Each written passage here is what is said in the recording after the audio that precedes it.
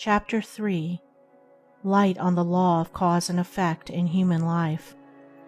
How frequently people associate the word law with hardness and cruelty. It seems to embody for them nothing but an inflexible tyranny. This arises partly from their inability to perceive principles apart from persons, and partly from the idea that the office of law is solely to punish.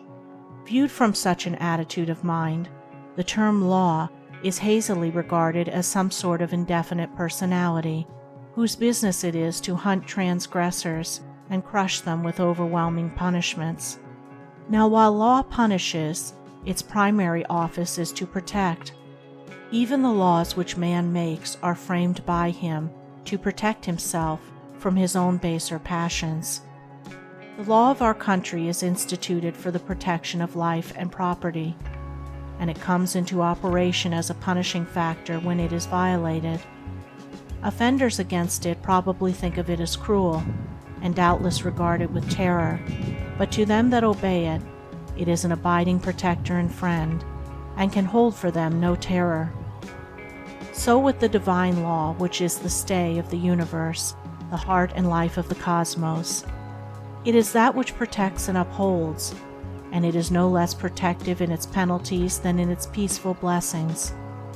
It is indeed an eternal protection, which is never for one moment withheld, and it shields all beings against themselves by bringing all violations of itself, whether ignorant or willful, through pain to nothingness.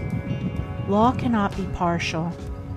It is an unvarying mode of action, disobeying which we are hurt, obeying we are made happy. Neither protection nor supplication can alter it. For if it could be altered or annulled, the universe would collapse and chaos would prevail.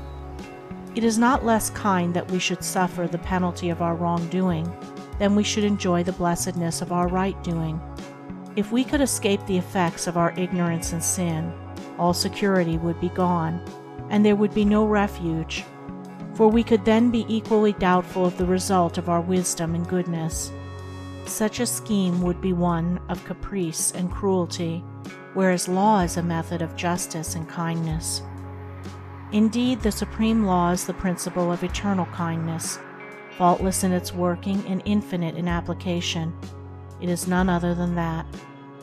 Eternal love, forever full, forever flowing free, of which the Christian sings the boundless compassion of Buddhistic precepts and poetry. The law which punishes us is the law which preserves us. When in their ignorance men would destroy themselves, its everlasting arms are thrown about them in loving, albeit sometimes painful, protection. Every pain we suffer brings us nearer to the knowledge of the divine wisdom. Every blessing we enjoy speaks to us of the perfection of the great law, and of the fullness of bliss that shall be man's when he has come to his heritage of divine knowledge. We progress by learning, and we learn, up to a certain point, by suffering. When the heart is mellowed by love, the law of love is perceived in all its wonderful kindness. When wisdom is acquired, peace is assured. We cannot alter the law of things, which is of sublime perfection, but we can alter ourselves so as to comprehend more and more of that perfection and make its grandeur ours.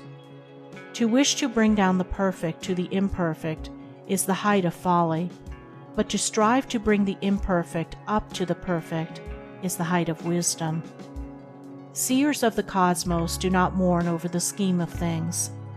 They see the universe as a perfect whole, not an imperfect jumble of parts. The great teachers are men and women of abiding joy and heavenly peace. The blind captive of unholy desire may cry, "Ah, love, could you and I with him conspire to grasp this sorry scheme of things entire? Would we not shatter it to bits, and then remold it nearer to the heart's desire?" This is the wish of the carnal nature, the wish to enjoy unlawful pleasures to any extent, and not reap any painful consequences.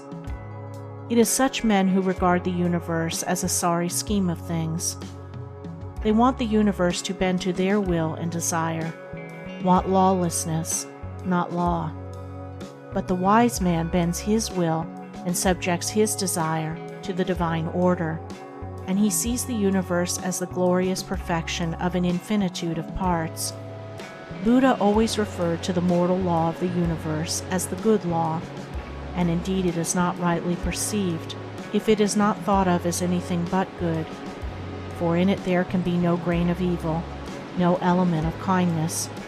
It is no iron-hearted monster crushing the weak and destroying the ignorant, but a soothing love and brooding compassion, shielding the tenderest from harm and protecting the strongest from a too destructive use of their strength. It destroys all evil, it preserves all good. It enfolds the tiniest seedling in its care, and it destroys the most colossal wrong with a breath. To perceive it is the beatific vision, to know it is the beatific bliss, and they who perceive and know it are at peace. They are glad forevermore.